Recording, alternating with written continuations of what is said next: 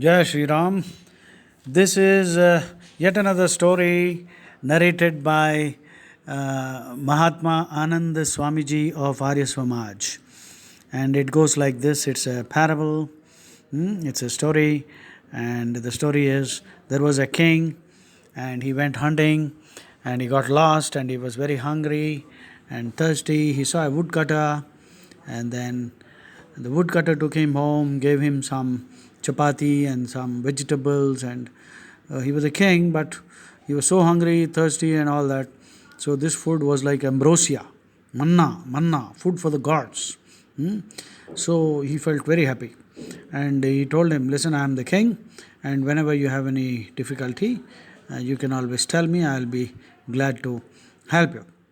So woodcutter was actually cutting trees, and he was cutting down the trees and turning the wood into charcoal, peat coal, and he was selling it.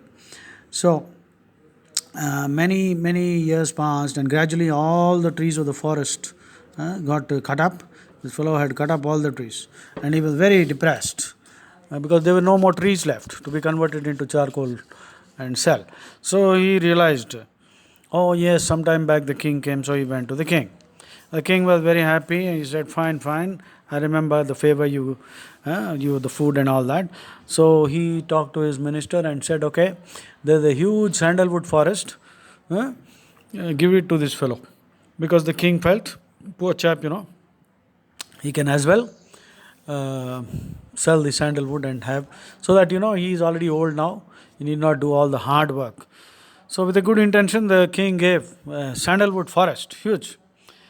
And so the woodcutter was very happy. The property was transferred in his name. And many years passed. And one day the king remembered the woodcutter, and he just wanted to go and see how that fellow was doing. So he went there and he saw the woodcutter sitting in one part of the forest, and there was hardly any forest there. All the trees have been cut up. And in one corner he saw this fellow sitting and looking very depressed. So he asked him, what's the matter? He said, sir, only very few trees are left. Again, I'm in the same old problem. The king was shocked. He gave this fellow a sandalwood forest. He said, what the hell, man, what have you done? That fellow was cutting up the wood and turning all the sandalwood into charcoal, and he was selling it. And his reasoning was, you see, the price of charcoal is higher than that of wood. The king said, oh, bloody miserable fellow, what have you done? This is sandalwood. You have burnt it and turned it into charcoal. So the woodcutter asked, what is sandalwood? Fellow doesn't know what is sandalwood. So the king said, okay, you take this piece now. Some few trees were still left. Okay, take this piece and go to the market and try selling it.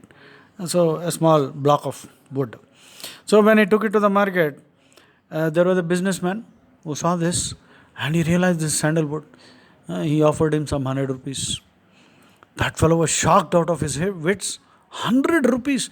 But earlier, charcoal he was selling at a very low price and a lot of hard work involved. For just one small block of wood. Obviously now a piece of sandalwood will cost you much more than 100 rupees.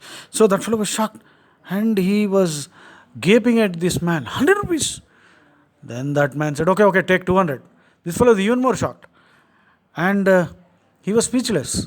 Finally the man said, okay, I can't give you more than 500.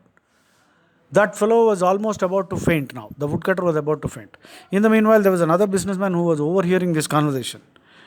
And he said, he realized that this fellow is trying to get a big block of sandalwood for just 500 rupees.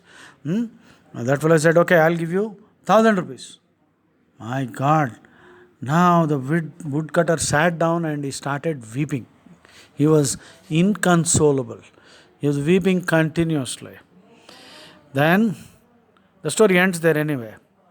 So the woodcutter realized, oh my God, he had cut up an entire forest of sandalwood and he was transforming it into charcoal. So I think you understood the parable. We are all like that woodcutter. God, Krishna, Rama, you call him by any name. He gave us this sandalwood forest of breaths.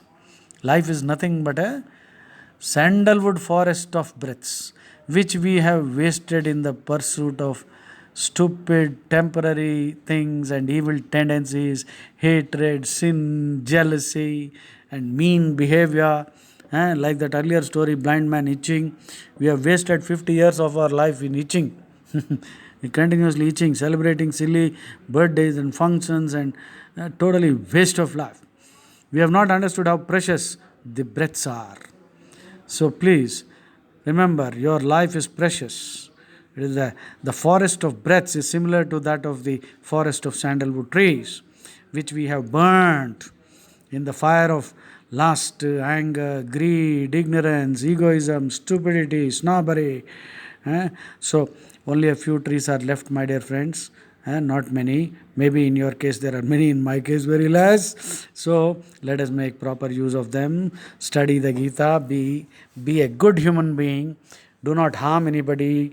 Don't eat meat. Don't eat halal meat. That is even more sinful. Hindu method is jhatka. At one stroke, the animal's head and torso is separated. So don't eat meat.